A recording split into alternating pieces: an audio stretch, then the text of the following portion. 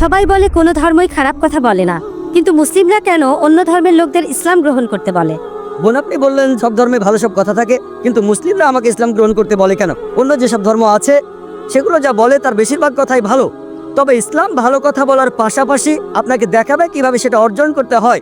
আমি উদাহরণ দিয়েছি, সব ধর্মই বলে চুরি করো না, ইসলাম একই কথা বলে, তবে ইসলাম দেখিয়ে দেয় কিভাবে সেই অবস্থানে যাবেন যেখানে কেউ চুরি করে না।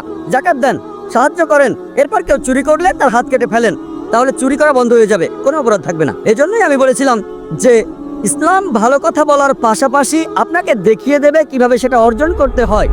যদি সর্বশক্তিমান আল্লাহ যে কোনো কিছুই তৈরি করতে পারেন, কেন তার সমস্ত পৃথিবী তৈরি করতে 6 দিন লাগলো? বোন প্রশ্ন করলেন যে আল্লাহ যদি যে কোনো কিছু সৃষ্টি করতে পারেন তাহলে কেন 6 দিন সময় নিলেন? বোন, আল্লাহ যদি চাইতেন একদিনে সৃষ্টি করতে পারতেন, তখন আপনি বলতেন যে কেন একদিনে তৈরি করেছেন, 6 দিনে কেন নয়?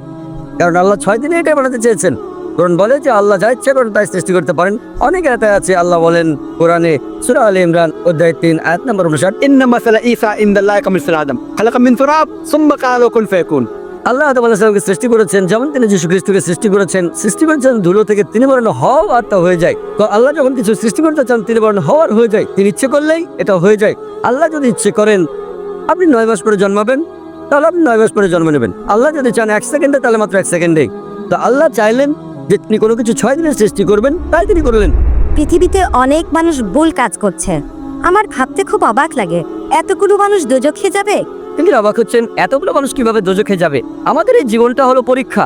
আপনারা যদি ভালো করে দেখেন যে নিচু গ্রেডের পরীক্ষাগুলোতে বেশিরভাগ ছাত্র পাস করে, তবে উপরের লেভেলে গেলে সেখানে পাস করাটা কঠিন।